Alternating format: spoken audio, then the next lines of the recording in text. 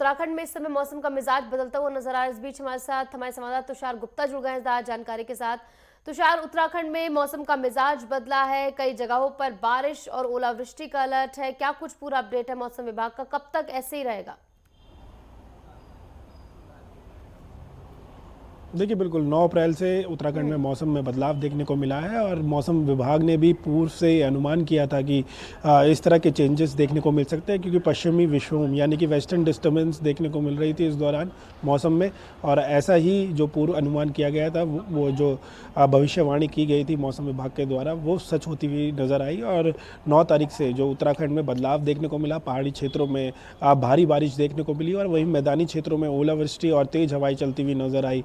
11 को भी इसी तरह का अलर्ट है। आज 10 अप्रैल है और दोनों ही दिन यानी कि 10 अप्रैल और 11 अप्रैल दोनों ही दिन ऑरेंज अलर्ट कई जो ज़िले हैं राज्य के, उसमें जारी किया गया है। जो मैदानी क्षेत्र हैं वहाँ पर 60 से 70 प्रति घंटे की रफ्तार से जो हवाएं हैं वो यहाँ पर चल सकती है। साथ साथ ओलावृष्टि यहाँ पर हो सकती है और पर्वतीय क्षेत्र की बात की जाए तो भारी बारिश वहाँ पर देखने को मिल सकती है, ओलावृष्टि भी वहाँ पर देखने को मिल सकती है। अगर कल की बात की जाए यानी कि गुरुवार की, तो कहीं ना कहीं नुकसान की खबरें सामने को आती हुई नज़र आई। जो किसान हैं उनकी फसलें बर्बाद होती हुई नज़र आई। पिथौरागढ़, उत्तरकाशी, चमोली, रुद्रप्रयाग, इन क्षेत्रों में जो गेहूं की फसल है उसको नुकसान यहाँ पर पहुँचा है, क्योंकि जो ओलावृष्टि के कारण जो फसल है उस पर एक साफ तौर पर प्रभाव पड़ा है। साथ साथ कई सब्जियों के और फलों के भी के जो पौध है उस पर भी यहाँ पर साफ तौर पर नुकसान पहुँचते हुए नज़र आए हैं, क्योंकि आम और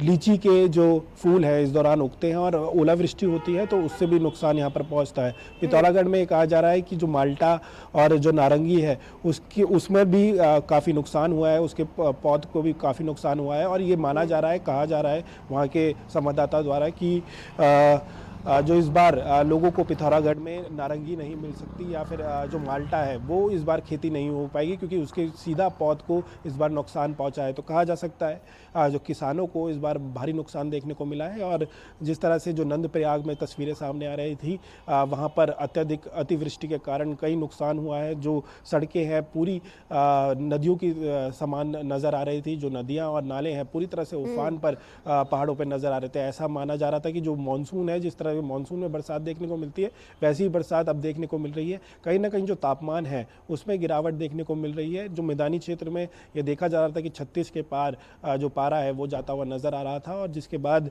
ये देखा गया है कि 2 से 2.5 डिग्री जो मौसम है उसमें गिरावट देखने को, तापमान है उसमें गिरावट देखने को मिली है, जिससे कहीं ना कहीं जो ठंडक है वो फिलहाल यहाँ पर जो मैदानी क्षेत्र है उसमें महसूस होती हुई नज़र आ रही है। तो एक सुखद खबर उत्तराखंड के मैदानी क्षेत्रों के लिए है, लेकिन पहाड़ी क्षेत्रों में जिस तरह से ओलावृष्टि हुई है और कहीं ना कहीं अतिवृष्टि के कारण जो नुकसान हुआ है उससे कहीं ना कहीं आम जनमानस परेशान नज़र आ रहा है। और रास्ते भी इससे कहीं ना कहीं बाधित नज़र आए। जो बद्रीनाथ समेत जो 4 धाम हैं उनके जो मुख्य मार्ग हैं उसमें मलबा आने के कारण पूरी तरह से जो रास्ता है वो बाधित हो गया था, जिसके बाद जो बीआरओ की टीम है और साथ साथ जो पीडब्ल्यूडी की टीमें हैं वो उन्होंने रास्ता साफ़ किया है। तो कहा जा सकता है अभी जो 10 और 11 का जो अलर्ट जारी किया है, तेज़ हवाएं चल सकती है मैदानी क्षेत्रों में, अतिवृष्टि हो सकती है, ओलावृष्टि हो सकती है और साथ साथ बिजली चमकने की भी जो चेतावनी है वो यहाँ पर दी गई है। ऑरेंज अलर्ट यहाँ पर जारी किया गया है। उधम सिंह नगर के जो नानक मत्था है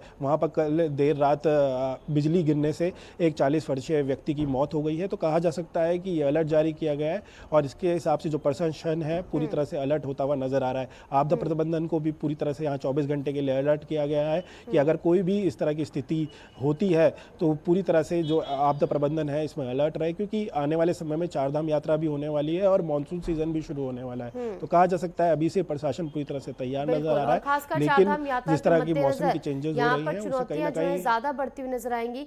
बात की जाए उन क्षेत्रों में जहां पर ओवरफ्लो पानी, कुछ तस्वीरें भी सामने आई जहां पर पानी ओवरफ्लो होता हुआ नजर आ रहा है सड़कों पर, तो जिला प्रशासन के लिए कितनी बड़ी चुनौती है और कब इससे पूरी तरीके से निपट पाएगा प्रशासन? क्योंकि पहले से तैयारी हम देख रहे थे की जा रही थी और आने वाले समय में अगर और बारिश होती है तो इसको लेकर जिला प्रशासन कितना तैयार है इस समय?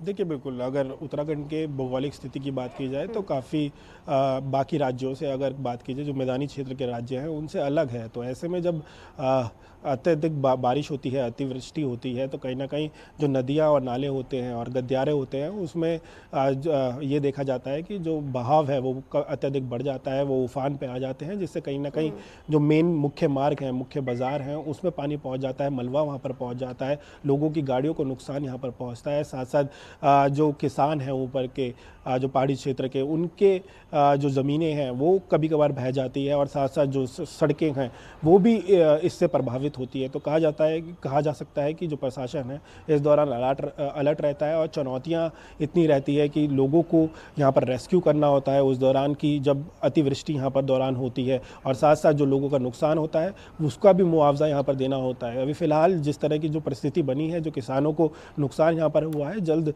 सरकार इसमें फैसला ले सकती है कि किस तरह से जो मुआवजा है वो किसानों को दिया जा सके।